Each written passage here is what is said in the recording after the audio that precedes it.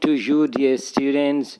Hope you are enjoying these lockdown days with your brothers, sisters, and parents.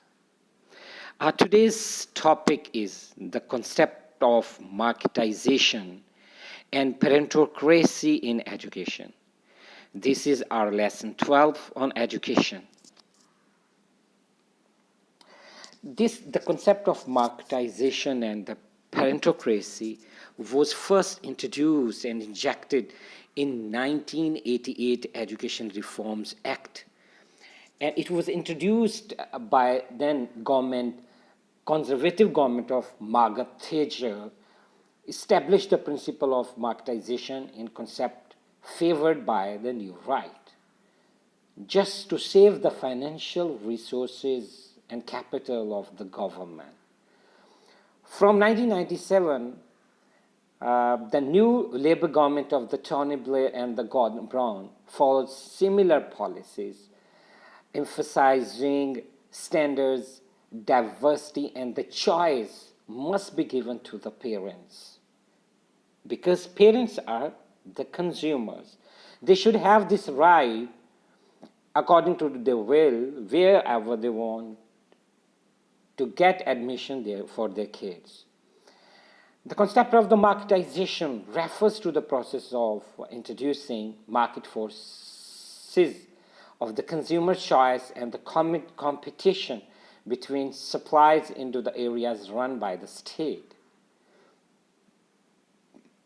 ERE, the Act 1988 Act, which was passed by the conservative government Margaret Thatcher, they created an education market, reducing direct state control over education.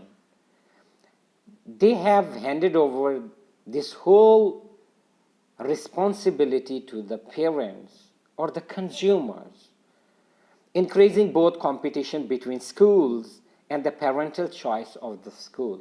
Because this choice which is given to the parents, this creates the competition among the schools so that they could able to uplift the standard educational and as far as the other extracurricular activity standard, so that the parents could able to be attracted.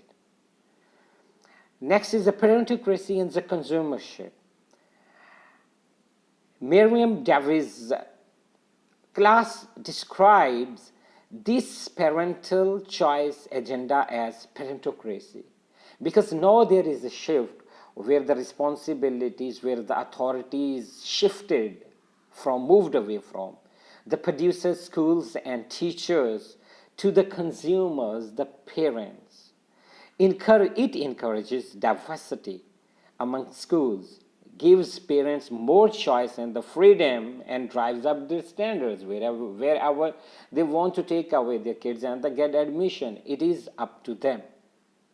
So that this is equal to this education marketplace is just a window shopping. The parents visit to the different schools and according to their own will and likings and dislikings, they decide that which school is better for their kids. Then policies to promote marketization. Publication of the league tables introducing the grade systems where they, at the end of the examination, it can be decided that there is a variation between the good students and the bad students. The grade runs from A star to E and even U. Business sponsorship of the schools and what Rikoswi calls the business takeover the schools. Now, this is a big challenge for the schools. Schools have to upgrade their each and everything, upgrade their students through hiring the experienced staff and creating an atmosphere where the teaching and learning could be possibly and fully applied.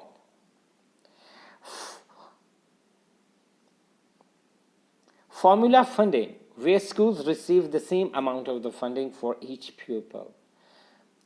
If one school performance is better than the other, it means that the school will get more funding than that school that is not performing well, because these funding will be given according to the strength of the students. Schools being able to opt for of layer control, schools having to compete with each other to attract pupils and the parents as well. The production of inequality. Critics of the marketization argue that it has increased inequalities between pupils. For example, middle class parents are better placed to take advantage of the available choices if we compare with the working class parents, because they don't have this sense that where they have to take their kids. They mostly spend their time in earning money. So that's the reason they don't have this ample opportunities or the resources, or the other one is the understanding that which school is better for their kids. So it means the middle class and the upper class can perform better than the working class kids. Similarly, Ball and Whitty argue that marketization produces and legitimizes inequality through exam league tables and the funding formula. See in the broader sense that if in a table league system, the working class, the middle class and the upper class kids will perform better, and where the kids these from the both classes studying, they will get more financial funding from the government and from the local authorities if you compare to the other schools where the working class kids are studying. So this is creating a huge inequality, the differentiation among these both type of the schools, and you cannot fill in later on the stage. First is the exam league tables, introducing the standardization, introducing through the grade system or the mark systems, where we can decide, we can see that bring the differentiate between the intelligent students and weak students. These may ensure that schools that achieve good results and more demand, because parents are attracted to those with good league table rankings. These rankings criteria, whichever is set by the government, will be beneficial for those schools where the rich and middle class pupils are studying. This allows these schools to be more selective and to recruit high-achieving, mainly middle-class pupils.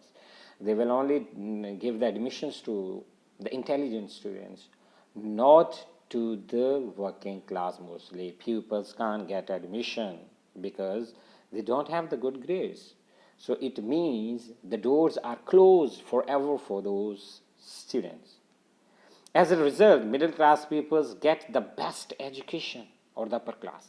The opposite recruits for less successful schools. These are unable to select and tend to be full of less stable, mainly working class pupils. So here there's great and huge, tremendous disadvantage for the working class pupils. The overall effect of the league tables is to produce unequal schools that reproduce social class inequalities.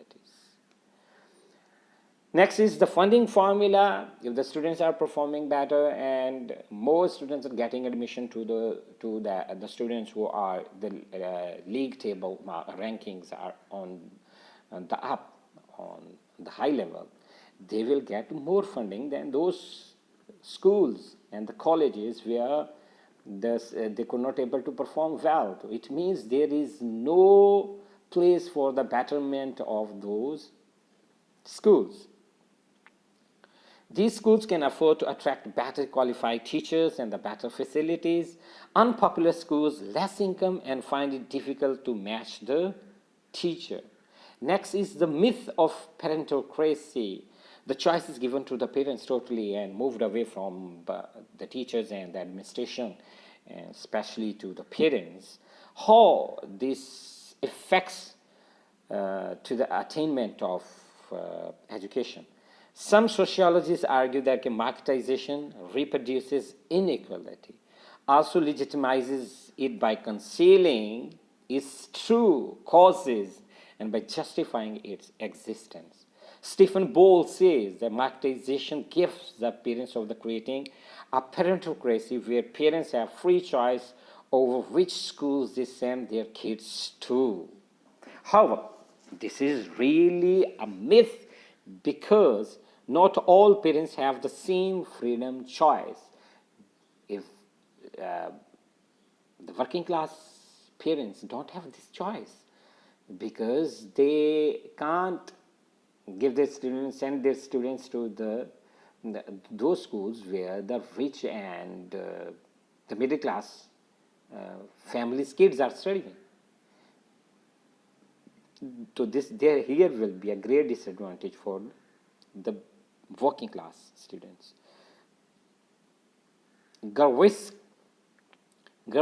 argues that middle class parents have more economic and cultural capital and so are better able to take advantage of the choice available. For example, by moving house into the area where the better schools, by disguising the fact that schools continue to reproduce class inequality in the way the myth of the parentocracy makes inequality in education appear to be the fair and inevitable. So here, the students, there is a quick recap for it that both concepts, the marketization and the parentocracy, is having a great advantage for the upper class and the middle class families' kids if you compare to the working class students, where the choice is given to the parents and they can decide according to it, and then the funding totally the formula depends on the performances of the school, and then later on the ranking systems, the league table ranking systems again brings inequality between two different kinds of the schools. The first one is for the upper or the middle class, and the second one is for the lower class. Next, in the end, students, just I have recapped quickly the few points to you, and now there is a homework assignment.